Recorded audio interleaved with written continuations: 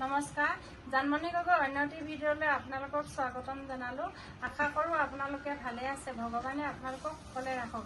যিহেতু মই আজি চিকেন আচাৰ বনাবলৈ লৈছোঁ অৰুণাচলী ষ্টাইলত, কেনেকৈনো বনালোঁ তাকে আপোনালোকক ভিডিঅ'টো দেখাম, আপোনালোকে চাবচোন।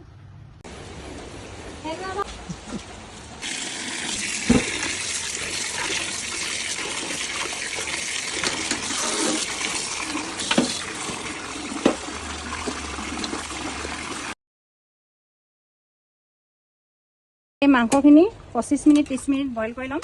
বইল কৰি পানীটো পেলাই দিম। প্ৰথম পানীটো আকৌ পুনৰ নতুন পানী লৈ পুনৰ 10 মিনিট উতলাম। আকৌ পুনৰ বইল কৰিবলৈ পানী দিয়াই লৈছোঁ। কৰি আনিলোঁ, আনি এনেকৈ সৰু সৰুকৈ ছিঙি লৈছোঁ। ছিঙি লৈ মই জুই ঢুকুৱাম আৰু এইখিনি বাঁহগাজখিনি শুকুৱাই থৈছোঁ আৰু এইখিনি মই ছিঙি আছোঁ। হাতখন খুব চাফাকৈ ধুই লৈছোঁ।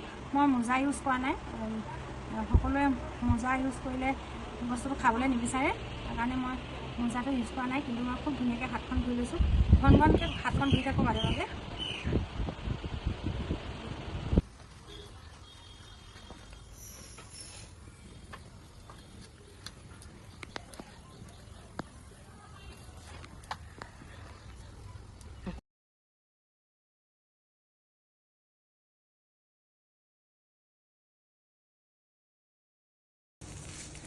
দহ মিনিট সময় ভাজিম। তাৰপিছত যিখিনি মছলা ৰেডি কৰিছোঁ সেইখিনি মছলা দি দিম আৰু আমাৰ ৰেচিপিটো ৰেডি হৈ যাব। এতিয়া চিকেন আচাৰ হৈ গ'ল। এতিয়া ইয়াত থৈ লওঁ ঠাণ্ডা হ'বৰ কাৰণে। ঠাণ্ডা হোৱাৰ পিছত বৈয়ামত ভৰাই থ'ম। খুব ধুনীয়া হৈছে, ইমান ধুনীয়া গোন্ধটো।